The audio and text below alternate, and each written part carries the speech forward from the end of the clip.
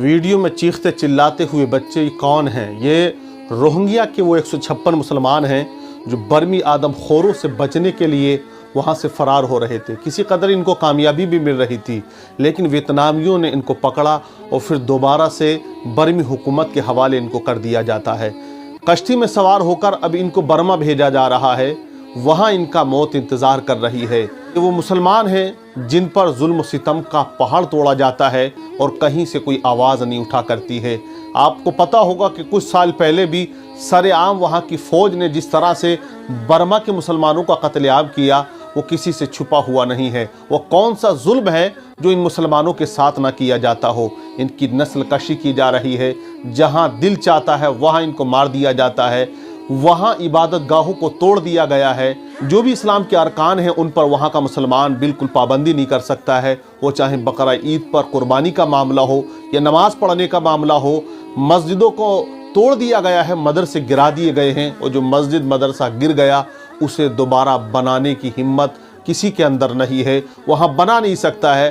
مسلمانوں کے جتنے مکانات تھے زیادہ تر ان کو منہدم کر دیا گیا ہے، توڑ دیا گیا ہے۔ آپ اندازہ لگا سکتے ہیں کہ وہ ظلم کی داستان وہاں کے مسلمانوں کی ہے کہ جب سنتے ہیں تو کلیجہ پھٹنے لگتا ہے۔ لیکن کہاں ہے اقوام متحدہ جو انسانیت کی بات کرتے ہیں؟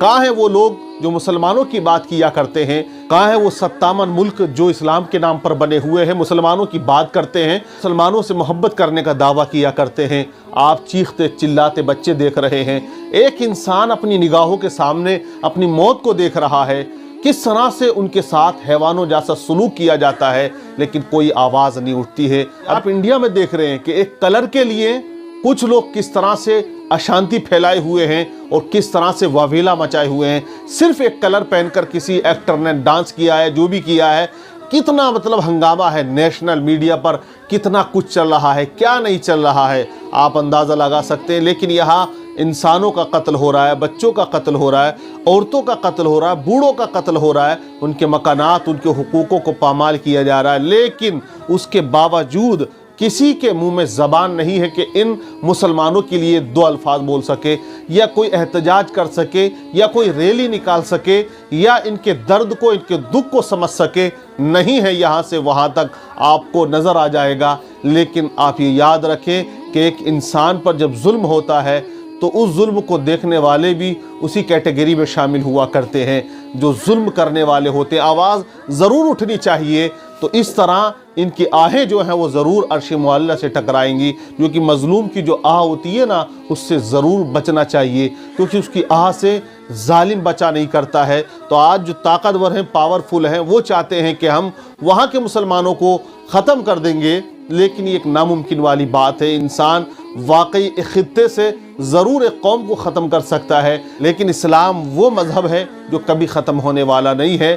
آپ کی نگاہوں کے سامنے تاریخ رہی ہے کہ کون سا ایسا ملک یا کون سا ایسا خطہ ہے جہاں پر مسلمانوں کے خلاف احتجاج نہ ہوتے ہوں اور ان کو مٹانے کی سازشیں نہ ہوتی ہوں۔ آپ کو معلوم ہوگا کہ کس طرح سے مسلمانوں کو آپس میں بھی لڑایا جاتا ہے اور وہاں مسلمانوں کو برباد کر دیا جاتا ہے، وہ چاہے ملک عراق رہا ہو یا ملک شام رہا ہو۔ جس جگہ پہ یہودیوں نے جو چاہا وہ کیا ہے، لیکن یہاں بدھ مت کے لوگ جو ہیں وہ ظلم اور بربریت کا طوفان کھڑے کیے ہوئے ہیں۔